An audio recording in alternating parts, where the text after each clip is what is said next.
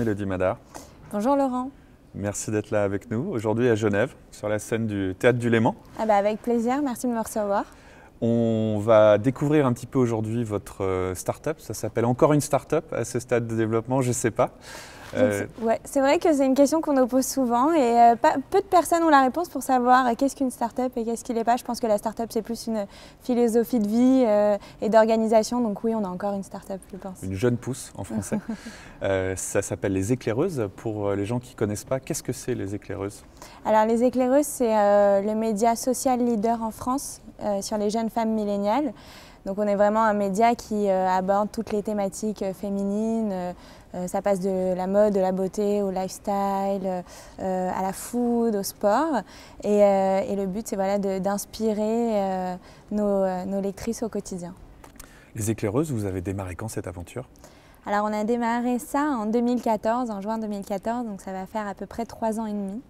Et ça allait assez rapidement, donc on est assez contente. Et alors vous avez une cible qui est très bien définie.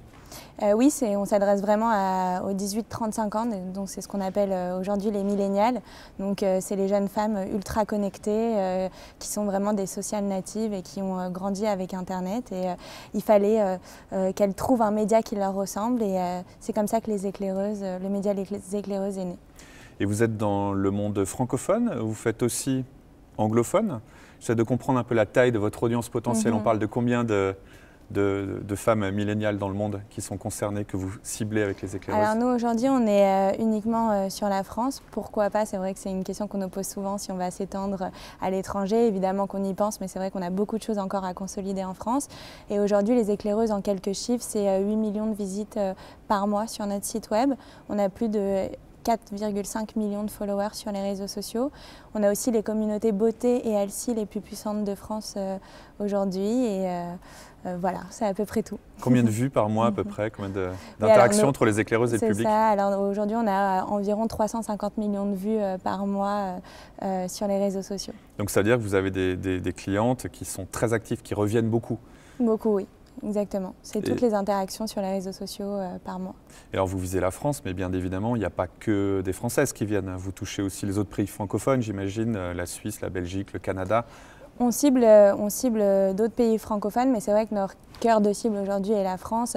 Et d'ailleurs, c'est aussi un de nos atouts, c'est que 90% de nos jeunes femmes sont françaises, ce qui est très peu le cas pour d'autres médias.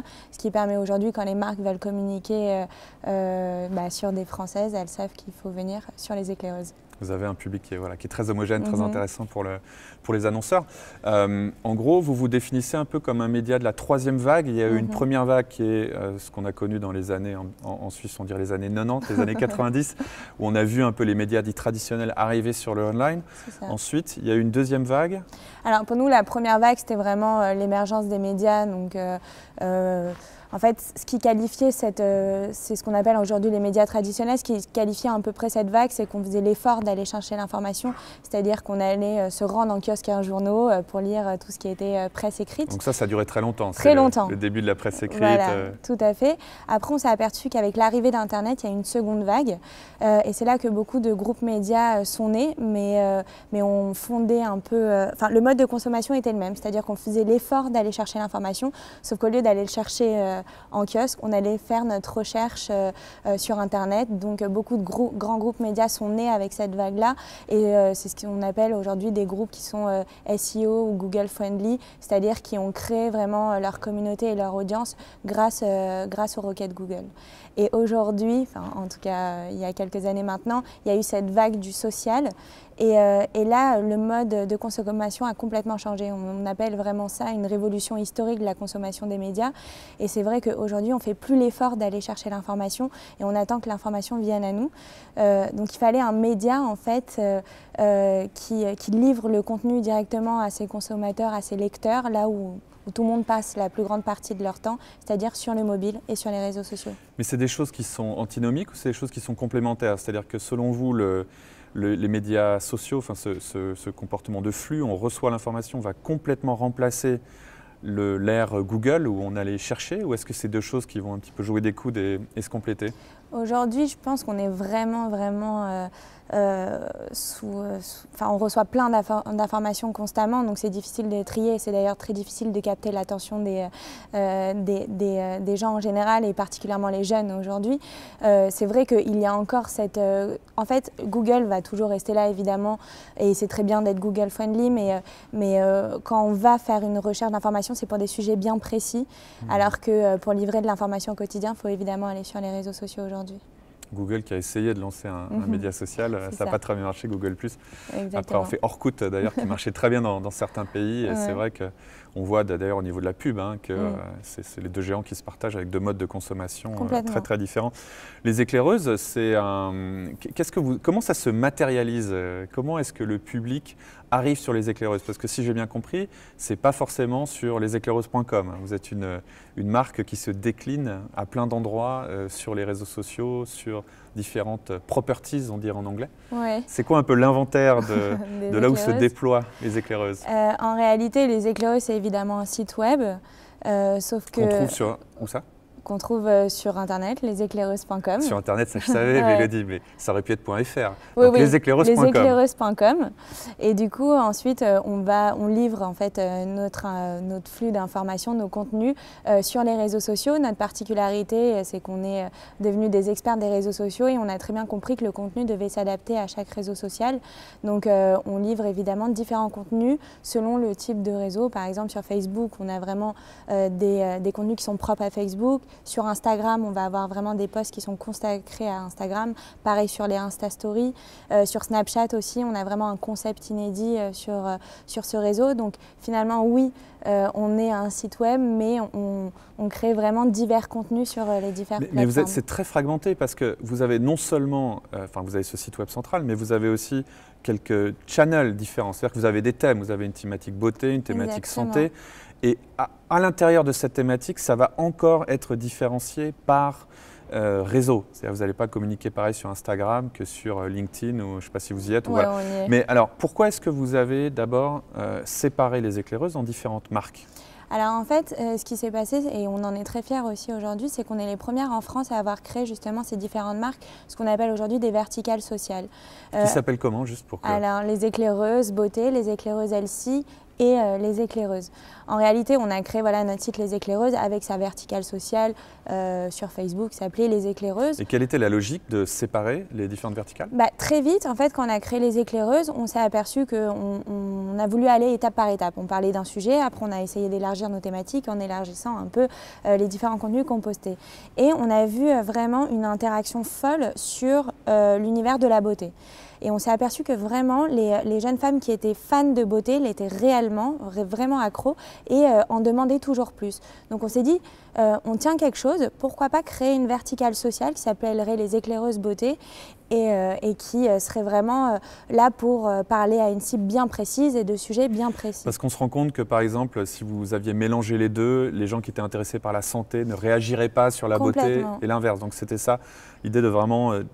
mettre une membrane autour d'une communauté pour pouvoir lui donner 100% ce qu'elle veut. C'est exactement ça. Le but, c'est vraiment d'être toujours là au bon moment et de livrer la formation à la bonne personne. Donc, quand on a lancé les éclaireuses beauté, on a vu un engouement exceptionnel. D'ailleurs, aujourd'hui, on est la communauté beauté la plus puissante de France. Et très vite, je crois 2 ou 3 mois après, on s'est dit qu'il faut absolument renouveler l'expérience parce qu'on a vu encore ce même engouement autour de la thématique bien-être, c'est-à-dire tout ce qui est food, sport, voyage, santé. Et on a créé 3 mois après les éclaireuses Elsie, qui est aujourd'hui la communauté bien-être la plus puissante de France également. Et du coup, dans les communautés établies, des fois, vous allez tester des sujets et si vous sentez qu'il y a un engouement sur un sujet, vous allez le sortir comme une verticale supplémentaire. C'est un peu ça la logique? C'est un peu ça la logique. Et d'ailleurs, c'est vrai que quand on lance notre société ou quand on a une idée, on a envie d'aller très très vite, lancer absolument toutes les idées qu'on a envie de lancer. On lance à peu près tout et puis on voit si ça marche. Nous, c'est avec l'émergence des réseaux sociaux, tout est devenu inversé, c'est-à-dire qu'aujourd'hui, grâce à Facebook et aux réseaux sociaux, on a vraiment l'opportunité de toucher des millions de personnes instantanément. Donc plutôt que d'avoir une idée et y aller à fond et de voir si ça prend, on fait l'effet inverse, on teste, on lance un contenu, on voit si ça prend et si on voit vraiment qu'il y a de l'engouement autour d'une thématique, on va la lancer. Et c'est ça toute la C'est une façon de penser complètement différente. Vous essayez des choses et c'est le public qui vous dit ça nous intéresse. Et à ce moment-là, et seulement à ce moment-là, vous investissez. Alors que la mentalité des marques, c'est plutôt de préparer un truc parfait, de mettre un énorme budget, de tout faire. Mais moi, aujourd'hui, j'ai des amis qui sont voilà, des créateurs, etc. Donc, je leur ai conseillé un peu cette idée-là. Et c'est vrai qu'aujourd'hui, maintenant, j'ai une amie à moi qui est créatrice de mode et qui a simplement créé une robe en plusieurs exemplaires et qui les a postés sur Facebook. Et elle n'a pas du tout créé du stock ou vraiment un nombre de commandes pour pouvoir vendre ses produits. Elle a juste vu s'il y avait de l'engouement autour de ses modèles sur Facebook. Et si elle voit qu'il y a un modèle qui prend, bah, elle commence à lancer la production. Donc c'est un gain de temps et d'argent. Mais quand même, ça reste la théorie qu'on peut toucher des millions de gens sur Facebook parce qu'il y a beaucoup de marques qui arrivent et puis qui lancent une page et puis après un mois, il y a 250 fans. Bien sûr. C'est quand même devenu très compliqué. C'est aussi des audiences, vous dites, qui sont difficiles à conquérir parce que très exigeantes. C'est ça. Bah, après, il faut un peu connaître les codes des réseaux sociaux et avoir vraiment les mains dedans et être toujours créatif. C'est ce qui fait aujourd'hui la qualité. Et d'être original, c'est ce qui fait la différence. On va parler après des différences. Une dernière question. Ça m'intéresse beaucoup de vous entendre sur la spécification, la spécificité de chacun des canaux.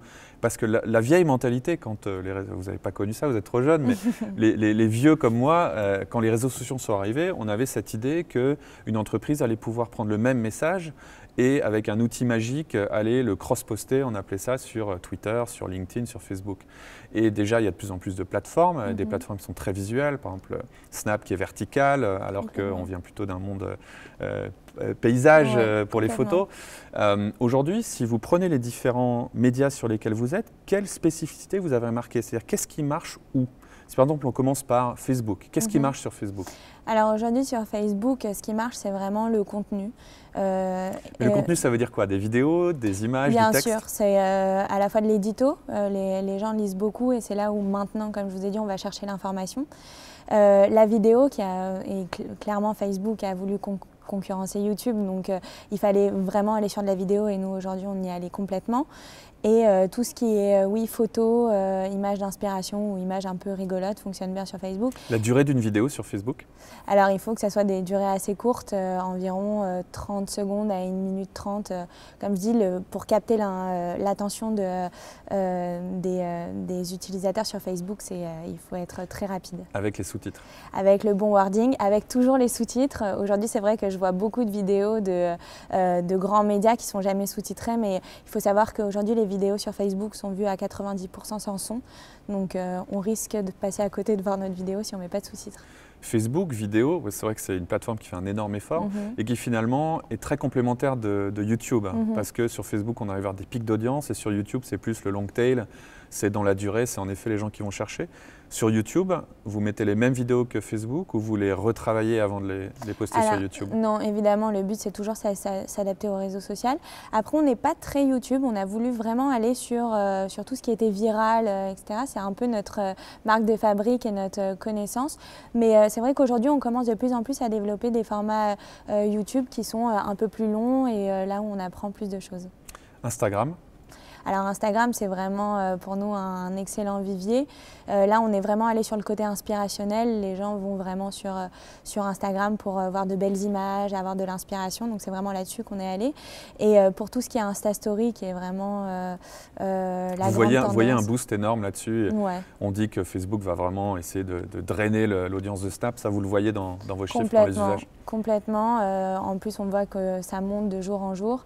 Et aujourd'hui, sur les Insta Stories, on a créé vraiment des concepts sur chacune de nos chaînes parce que là aussi, on a des verticales pour chacune de nos thématiques. Et dans des Insta Stories, on a créé des concepts où, par exemple, sur les éclaireuses beauté, on a un concept qui s'appelle le crush test. Le crush parce que c'est vraiment un coup de cœur et le test c'est pour savoir s'il survit à tout ce qu'on vit au quotidien. Et par exemple sur beauté, quand on reçoit un rouge à lèvres d'une marque ou un mascara ou une palette, et on va la tester dans ce crush test et après on va voir si c'est approuvé par les éclaireuses ou si ça ne l'est pas. Et sur Snap, vous avez aussi une complètement. Sur Snap, on a voulu vraiment trouver un concept un peu inédit et on a lancé sur Snapchat un concept qui s'appelle Un jour une astuce. Donc l'idée, c'était vraiment d'inspirer nos lectrices au quotidien et de leur livrer plein d'astuces qu'elles peuvent reproduire chez elles, aussi bien sur de la mode, sur la beauté, que sur de la déco, sur du lifestyle, sur du sport, sur de la food. Et c'est hyper intéressant parce que tout le monde adore et prend plein de captures d'écran pour pouvoir refaire ces astuces chez eux. Et ce qui nous permet aussi de proposer ça aux marques, conjointement avec les marques. Et c'est une excellente idée pour aller toucher les jeunes. Et ça, quand vous allez faire les astuces sur Snap, c'est quelque chose que vous n'allez pas remettre sur Facebook, vous n'allez pas remettre sur Insta Story. Pas du tout. C'est totalement, il faut vraiment être sur Snap. Sinon, personne ne le voit et personne n'en a connaissance. Ça, je pense qu'il n'y a aucune marque, ou très peu de marques que je connaisse qui pensent comme vous, que vraiment c'est une plateforme, un contenu spécifique et qu'il y a une forme de spécialisation finalement de ce que les gens acceptent par canal et qu'il faut construire spécifiquement pour ça. C'est ce qui a fait notre force et notre différence aussi, c'est qu'aujourd'hui la presse traditionnelle étaient un peu réticents à aller sur le digital et n'y sont pas allés pleinement. Un petit peu réticents, très réticents. Oui, mais parce que justement ils ont dupliqué un peu tout ce qu'on voyait sur la presse papier, ils ont essayé tout simplement juste de le mettre en version digitale, mais c'est pas du tout adapté au code des réseaux sociaux, donc malheureusement beaucoup ont chuté au passage au numérique. Twitter? Alors Twitter, on l'utilise plus pour tout ce qui est communication sur notre entreprise, sur des informations, sur ce qu'on développe. C'est vraiment le média des journalistes, Twitter. Voilà. Il y a à peu près que les journalistes. Complètement. Et c'est là aussi où on répond à notre communauté, si on a besoin de faire des interactions avec elle. Mais c'est vrai que là, on est vraiment sur du contenu plus axé B2B. D'accord. Et LinkedIn? Voilà, complètement B2B. Le but, c'est là où on va recruter, c'est là où on va parler de notre entreprise, c'est là où on va expliquer nos nouveautés, nos chiffres, nos ambitions. Et vous avez d'autres réseaux que j'ai oubliés? Twitch? Non, je pense que c'est à peu près tout. C'est à peu près tout, ouais. C'est déjà pas mal. C'est déjà pas mal. Sachant que pour vous, chaque canal demande son propre contenu. Voilà. Si maintenant on vient sur ce qu'en anglais on appellerait votre unique selling proposition, je sais pas, la proposition de valeur unique. Qu'est-ce qui fait que du contenu Les Éclaireuses sort du lot comme ça, que vous avez autant de gens qui vous suivent? Il y avait cette idée de zéro frustration, du contenu zéro frustration. Qu'est-ce que ça veut dire? Alors du contenu zéro frustration, à l'heure d'aujourd'hui, ça peut paraître un peu ridicule parce que ça fait un moment maintenant qu'on a créé le média, ça fait 3 ans et demi. Mais à l'époque, on s'est aperçu que les médias parlaient souvent de tendances ou de produits ou de services, mais on n'avait jamais la possibilité de se le procurer. Et ça nous paraît, c'est pour nous irréel. On est complètement, nous, dans les réseaux sociaux, dans l'instantanéité, dans l'instant T. Pas mal. Voilà. La livraison Amazon qui livre maintenant voilà, en 1 heure. Complètement. Donc c'était pour nous impensable de parler d'un produit et pas pouvoir se le procurer en un clic. Donc ce qui a fait aussi la particularité des Éclaireuses, c'est qu'on voulait être vraiment un média zéro frustration, c'est-à-dire que quand on parle de quelque chose, on ne va pas vous parler de quelque chose qui va se passer en 2040, que vous pourrez peut-être acheter et avoir cette paire de chaussures en 2040 parce que c'est le sujet de la Fashion Week dans 20 ans. Non, le but c'était vraiment de pouvoir se procurer les produits dont on parle et qu'on a envie de voir. Pas comme sur les magazines papier, où on voyait un produit qui nous plaisait et qu'on déchirait la petite feuille, puis on se rendait dans la boutique désespérément avec notre petite feuille pour retrouver le produit en question. Vous êtes vraiment la génération Netflix, vous n'avez pas connu les zones de DVD par exemple. On savait que les Américains avaient le droit de regarder un truc, mais pas nous en Europe, parce qu'on était zone 2, ils étaient zone 1. Un autre facteur, c'est la proximité. Oui, alors ça c'est vraiment ce qui fait aussi notre particularité, c'est que nous on a vraiment créé une proximité avec notre lectorat, c'est-à-dire qu'on voulait vraiment parler à nos lectrices avec un ton jeune, fun, divertissant et vraiment proche. On a vraiment l'impression quand on se rend sur Les Éclaireuses que c'est des copines qui vous parlent en fait. Le but c'était pas du tout de créer un média élitiste avec une barrière quand on lit les articles. Ou avec des gens qui sont irréels. Voilà, où on a l'impression que c'est un peu une élite parisienne ou quelque chose comme ça. Non, le but c'était vraiment de se dire nous on est des millénials comme vous, on est des jeunes femmes comme vous, on a les mêmes problèmes que vous et puis on va se parler entre nous comme on parle à une amie. Et ça du coup, cette capacité de s'identifier aux gens qui sont de l'autre côté de l'écran, ça amène plus de partage par exemple, ça crée un pouvoir de prescription. Complètement. Déjà, ça nous a vraiment, on a vraiment un pouvoir de prescription. Vraiment, Les Éclaireuses, je dirais que c'est c'est à mi-chemin entre le média et l'influenceur, c'est-à-dire qu'évidemment on a un média, c'est vraiment une rédaction qui crée des contenus, mais par contre on a vraiment un pouvoir de prescription, c'est-à-dire qu'on a ce rôle de conseiller où elles nous font vraiment confiance et quand on leur dit d'aller dans tel ou tel événement, d'essayer tel ou tel service ou d'acheter tel ou tel produit, elles nous font confiance justement parce qu'on a ce lien de proximité avec elles.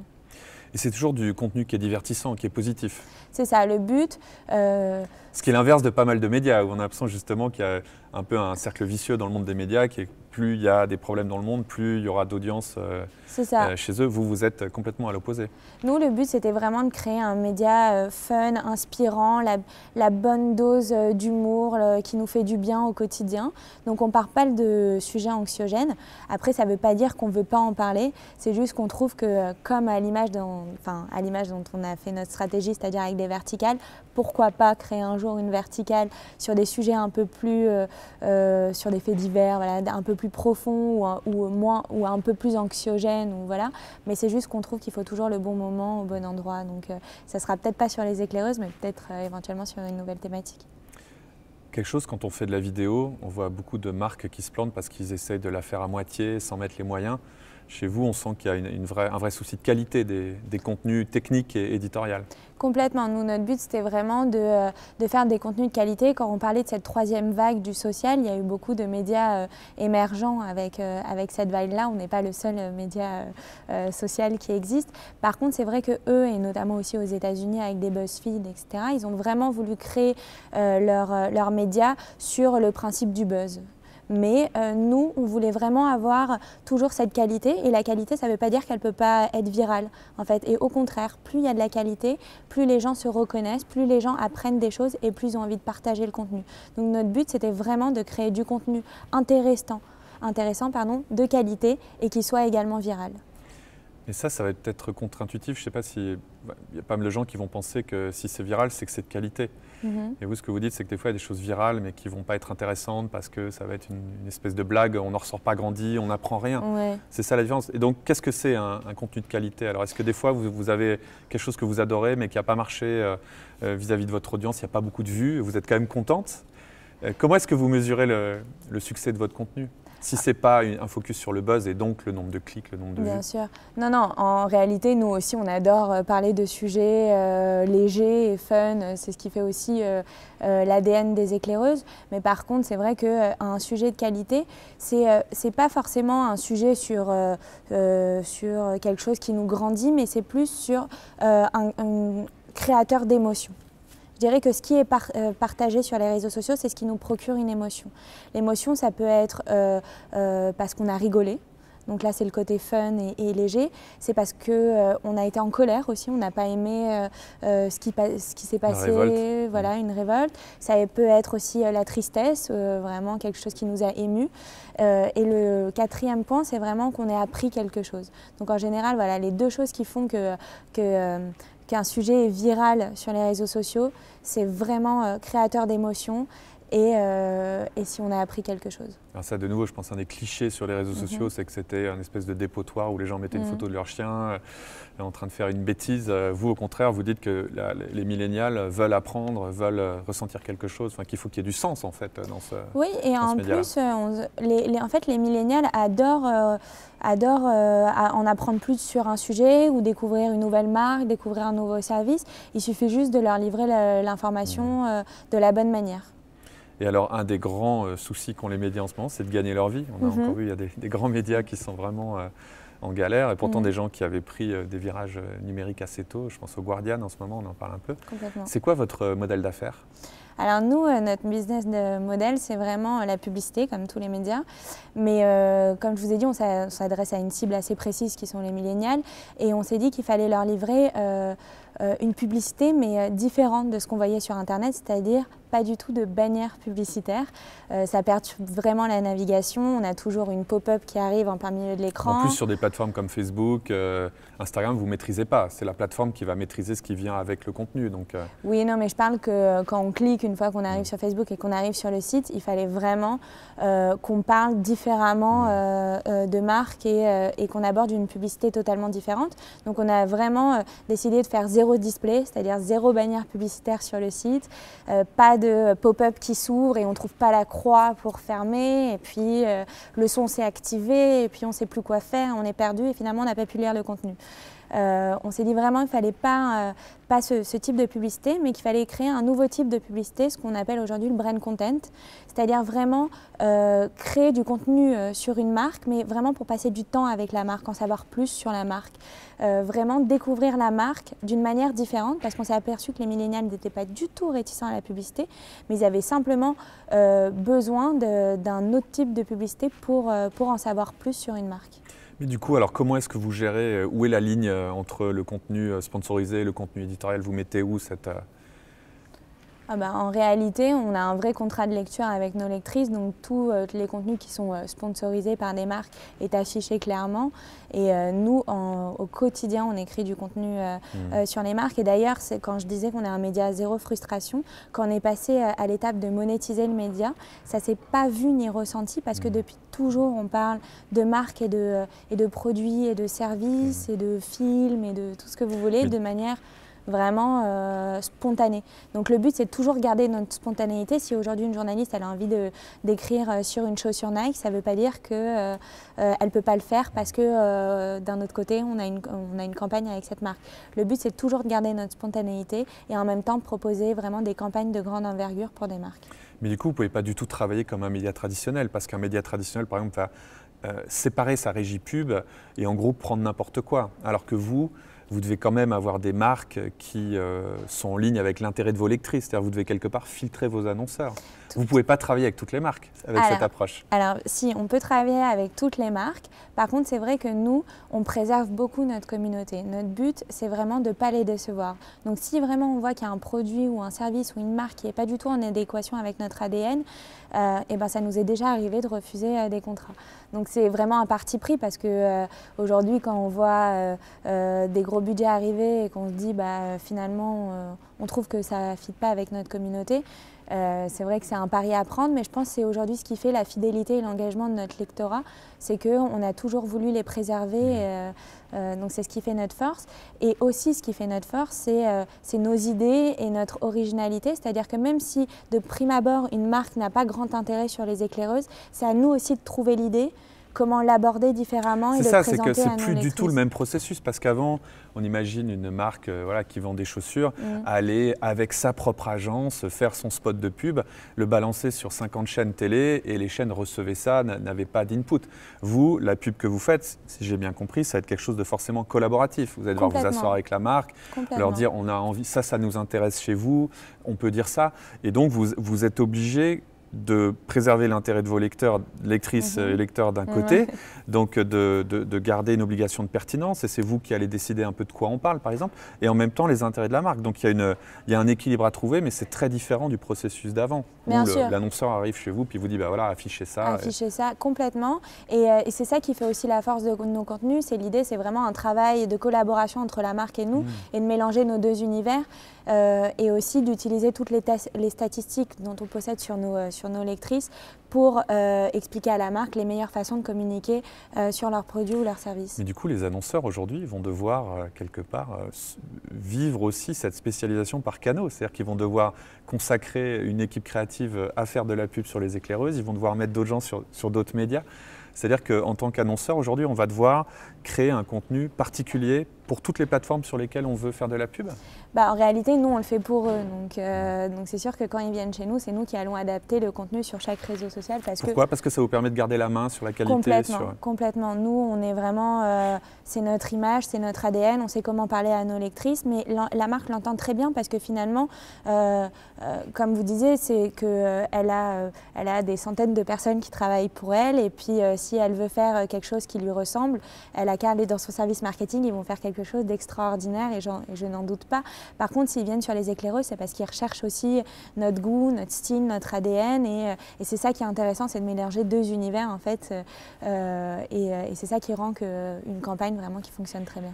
Est-ce que c'est déjà arrivé qu'une marque collaborent avec vous et ensuite prennent ce que vous avez fait ensemble et la mettent sur ses propres réseaux. Ouais. C'est très souvent. C'est que vous les poussez quand même, j'imagine. Elles en ressortent grandies.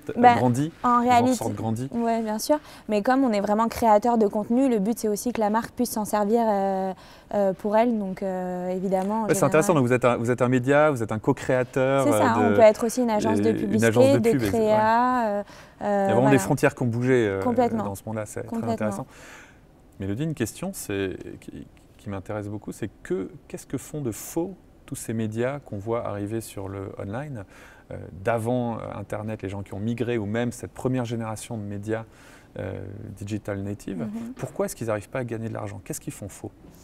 Alors à mon avis, c'est qu'ils ont été très réticents à aller sur les réseaux sociaux. Aujourd'hui, une question qu'on nous pose assez souvent, c'est de savoir si on n'a pas peur de Facebook. C'est la question qu'on me pose assez souvent, ce qui peut être logique en vrai, c'est-à-dire qu'on dépend énormément de Facebook. Mais aujourd'hui, il y a deux façons de voir les choses. Soit on décide de voir Facebook comme un ennemi et on décide d'y aller à reculons, soit on décide de voir Facebook comme un atout, un allié, quelque chose d'exceptionnel qui nous permet de toucher des gens assez rapidement. Et évidemment, nous, c'est ce qu'on on a pris Facebook comme une opportunité et on y allait pleinement. Aujourd'hui, les marques ont vraiment eu du mal et les médias à aller sur cette plateforme-là. Et aujourd'hui, ils se rendent compte de l'importance des réseaux sociaux. Le problème, c'est que beaucoup d'autres personnes ont pris de l'avance et qu'il va falloir un peu se rattraper. Mais est-ce qu'un des problèmes, c'est justement pas que toutes ces organisations qui ont du mal partent de leurs propres besoins? C'est-à-dire, moi j'ai toujours parlé de ça, mon positionnement c'est ça, je suis un grand média national et donc je parle de ça. Et vous, en fait, vous avez fait exactement le chemin inverse, vous êtes parti du besoin des gens et vous avez construit le média à partir de là. Complètement. Et d'ailleurs, une petite anecdote, c'est que quand on a créé le média, on avait comme une idée bien en tête où on disait on va parler, je sais pas, de stars, de choses qui font un peu rêver. Et au fur et à mesure qu'on a vu notre communauté grandir, on s'est dit on a besoin un peu de connaître leur avis. Donc ce qu'on a fait, c'est qu'on leur a envoyé un message une par une et puis on leur a demandé leur numéro de téléphone. Et mon associé et moi, on a appelé environ 300 jeunes femmes en leur demandant quels étaient leurs besoins, leurs attentes. Et finalement, c'est elles qui nous ont aidés à créer notre média parce qu'elles nous ont donné plein d'idées et elles nous ont expliqué que par exemple, d'avoir une photo de star, peu importe pour elles, du moment qu'elles voyaient même une femme dans la rue habillée un peu d'une manière élégante et tendance, peu importe que ce soit une star ou que ce soit une jeune femme dans la rue. Donc finalement, c'est elles qui nous ont aidés à faire notre média. Et aujourd'hui, c'est ce qui vous a amené vers plus de proximité, par exemple. Complètement, et c'est aussi elles maintenant aujourd'hui qui créent nos contenus parce qu'aujourd'hui on reçoit des centaines de messages par jour et de commentaires et on analyse tout. Il y a vraiment une personne dédiée chez nous qui répond à tous ces messages et finalement, quoi de plus beau que de répondre à leurs messages par des articles ou par du contenu. Vous avez vraiment une façon de... J'ai l'impression que vous avez deux canaux pour mesurer ce qui se passe dans votre entreprise. Il y a un canal très qualitatif, c'est-à-dire du feedback direct, des gens qui vous donnent leur avis. Et à l'inverse, vous avez vraiment des chiffres, des vues, des datas. On a beaucoup de data et aujourd'hui, on est capable de dire énormément de choses sur la cible milléniale. Par exemple, quand aujourd'hui on travaille avec une marque et qu'on veut faire un tuto beauté, par exemple, il faut se dire que le maquillage qui est adopté dans ce tuto beauté n'est pas anodin. C'est un des maquillages qui fonctionne le mieux chez nous en fonction des statistiques. Aujourd'hui, je suis capable de vous dire sur une image quel degré de contraste ou de luminosité fonctionne le mieux sur les réseaux sociaux. Aujourd'hui, on est capable de vous dire pourquoi une jeune femme achète telle basket et pas tel produit, pourquoi il l'achète en rouge et pas en bleu. Pourquoi c'est mieux de poster à telle ou telle heure plutôt qu'une autre. Donc vraiment, c'est toutes ces données qui nous permettent aujourd'hui à nous de donner vraiment ce que recherche notre communauté, de leur livrer le bon contenu et en même temps d'utiliser toutes ces informations pour les marques et pour créer vraiment des campagnes qui fonctionnent. Parce que nous, notre but, c'est évidemment, certes, de créer des très belles campagnes pour les marques, mais si on crée une très belle campagne et qu'elle n'est pas vue, c'est bien dommage. Donc nous, le but, c'est de créer des campagnes de qualité, mais aussi qui fonctionnent. Je pense que quelqu'un qui se ferait l'avocat du diable dirait que le rôle d'un média, c'est aussi des fois de parler aux gens de ce qu'ils ne veulent pas entendre. Comment est-ce que vous gérez ça, vous? Nous, de toute façon, on a vraiment une équipe de journalistes et de millénials qui jugent d'elles-mêmes si le contenu est pertinent. Donc si une journaliste aujourd'hui décide que ce contenu est pertinent, de toute façon, grâce aux réseaux sociaux, autant le tester et peut-être qu'on a des bonnes surprises et on en a plein. Parfois, on se dit que ça ne va pas les intéresser et finalement, on se rend compte que pas du tout, elles adorent ça et c'est là où aussi on affine nos contenus. On sent qu'il y a vraiment une forme d'empathie. Enfin, c'est vos clientes et vos clients qui ont raison. Et vous ne préjugez pas de ce qui va marcher. Alors que c'est vrai qu'un des grands problèmes que j'ai vu moi dans beaucoup d'entreprises, c'est un top manager quelque part, souvent un homme avec un ego assez grand qui va dire non, moi je sais ce que veulent les gens. Et vous essayez des choses et vous laissez le public vous guider vers ce qui marche. Je pense que ça revient un peu à la question du début. Je pense que c'est ça l'esprit start-up en fait. C'est qu'il faut sans cesse se réinventer. Rien n'est acquis. Il faut être agile et souple. Il faut savoir vraiment créer, innover, se réinventer et tester en fait. Il faut être humble et il faut être empathique. Voilà. Et ça, dans le business, c'est des qualités assez rares en général, malheureusement. J'espère, mais pour l'instant, c'est ce qu'on essaye de faire. Tant mieux, c'est une opportunité pour vous, en l'occurrence, que les gens se comportent comme ça.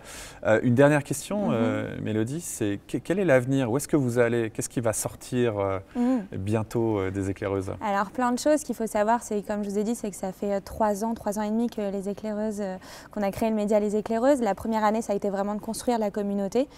La deuxième année, ça a été de la monétiser. Justement avec ce qu'on a appelé le brand content, ce qui a été un succès parce qu'on a été rentable dès la première année de commercialisation, ce qui est assez rare pour un média et pour une start-up. Et la troisième année qui est aujourd'hui, c'est vraiment d'innover, de créer des nouvelles choses, des nouvelles sources de revenus. Donc aujourd'hui, voilà, on cherche des nouvelles innovations, des nouvelles sources de revenus. Très récemment, en septembre, on a créé Les Testeuses, qui est en fait du testing produit, toujours les testeuses en rapport avec les éclaireuses.